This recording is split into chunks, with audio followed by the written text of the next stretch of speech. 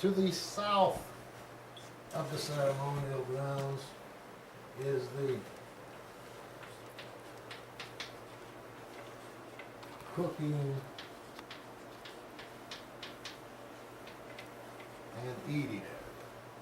Now, I know at the Redbirds grounds, they've got this enormous arbor, which is really just a huge ramada, but it's got this neatly kind of sloped roof, and it's octagonal. It's cool. Yeah, we can see it. Okay. Beyond the speaker stand, to the east, in a straight line from the center of the flag, is the flagpole. And each town had a flagpole. Now, on the flagpole is either painted or hammered on there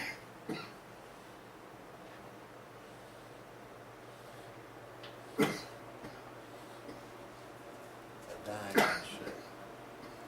And depending on the town,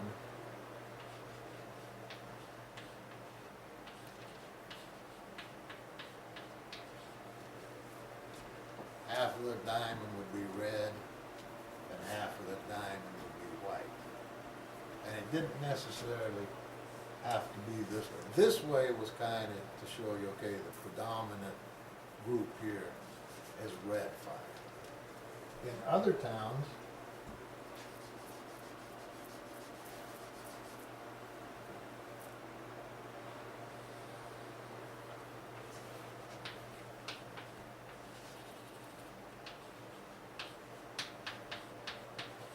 it was like that.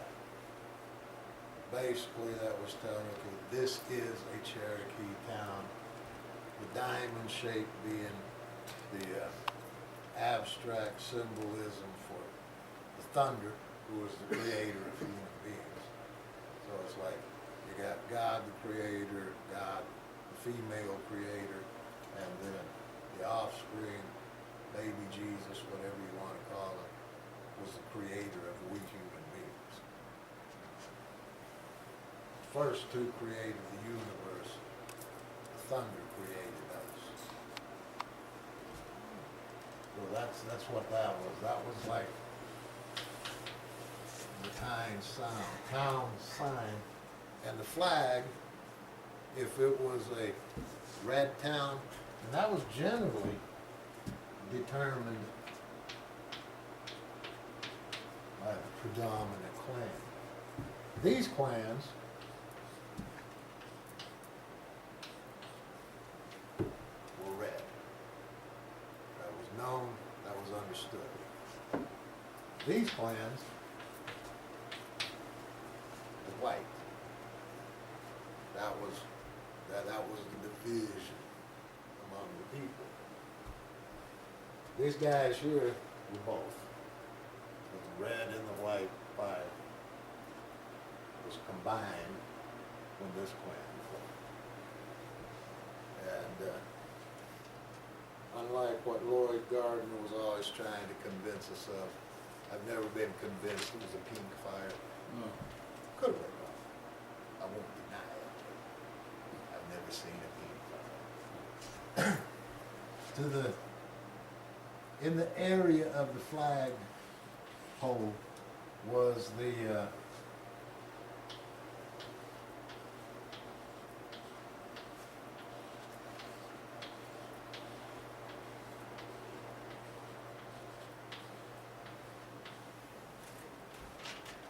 what Lucia called apocetta, is that what it is? The apocetta, The yeah. apocetta.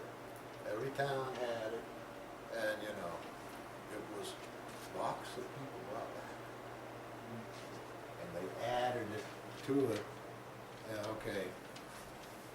The biggest one I've seen is only about this tall. But apparently back in the day before the war with the white people, they were big. Is this like a cairn? Yeah, A cairn. yeah. But it Just serves as an antenna. massive piles. Okay. To the east of that, With a bigger black man right to the east of that was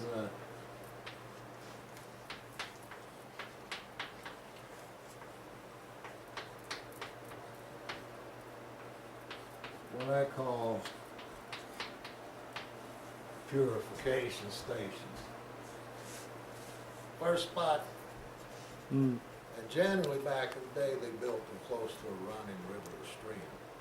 So you went to the stream, and depending on the mood you were in, you might go into the stream and dunk yourself 7 times. Or depending on the season, you might not, you would just wash your hands, your heart, your face, and your head. And so that is the custom that has come through today. The hands, the heart, the face, and the head. And that was holy. And the Cherokees went on the what we call the mud concept. If you have a 5-gallon bucket of clean water and you throw in a teaspoon of dirt, what you got? Dirty water.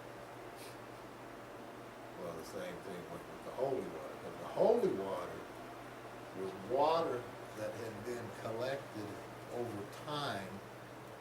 And I'm pretty sure I've told y'all at 16, one of your options in life was to pick a direction and go and bring back things good that you found. Well, one of the things they brought back was water from various holy wells and springs and other things that they had come across in their journeys.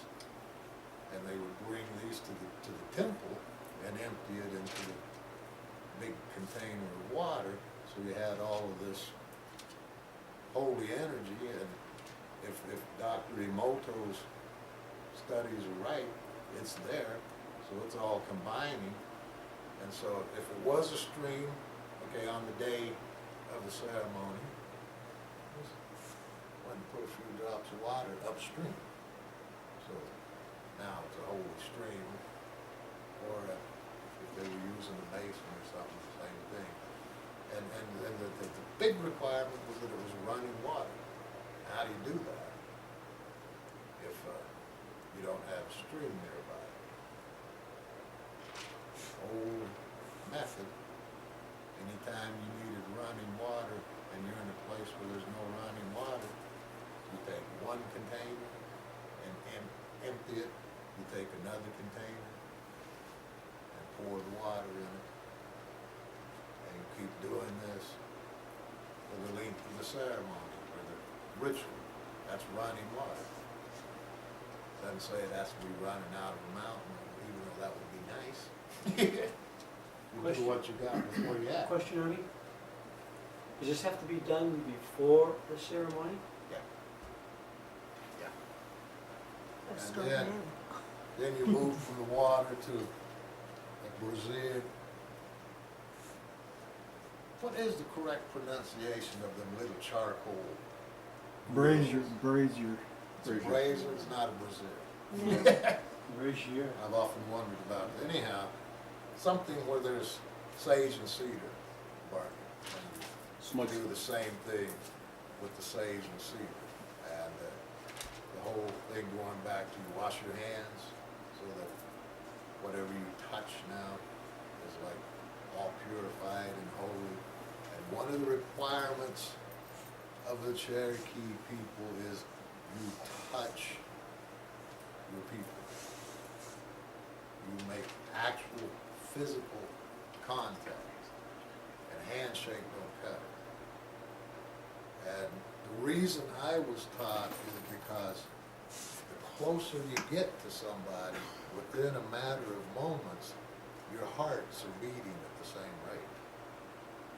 And you get all of this synchronicity going on. And so that's like one of the requirements, the thing, greet each other with a holy hug and a kiss. Yeah. as a teenager, I thought that was a great idea. Hmm. But it was explained to me, you know, you've washed your heart, so now your emotions are like purified and stabilizing your face so that your words and your breath and what you hear is all purified, and your head, so what your thoughts are. So when you get that close and you share that kiss, whatever that may be, I don't know if that was lip to lip or, you know, like the Europeans do, cheek to cheek or whatever, you're exchanging breath. You have to get that close, you're exchanging breath. And smoke is the breath of prayer. That takes your prayers up to the spirit world. If you're exchanging breath, then not only your heart beats the same now, and your blood pressure is coming together, but now your inner essence, because the air comes into you and then comes back out. You are essentially you're one, and it's an acknowledgement of we are all one. Yeah. You say you touch each other. If you have a group that all joins hands, your hearts will synchronize. Is that satisfies the requirement? Yeah, yeah. We don't have to touch each person or anything like that. Most of the time, it's just developed over time. People, you know, Yep. this is how we treat each other. Okay, we got past that, da-da-da-da, da-da-da-da-da, da-da-da-da-da, da-da-da-da. The holy kiss elevates the touch to a higher level. Kiss is a more intimate act than a touch of the hands. It requires a sharing of personal space, if only for a few brief moments, and is an act that requires cooperation, confidence, and trust. I like that.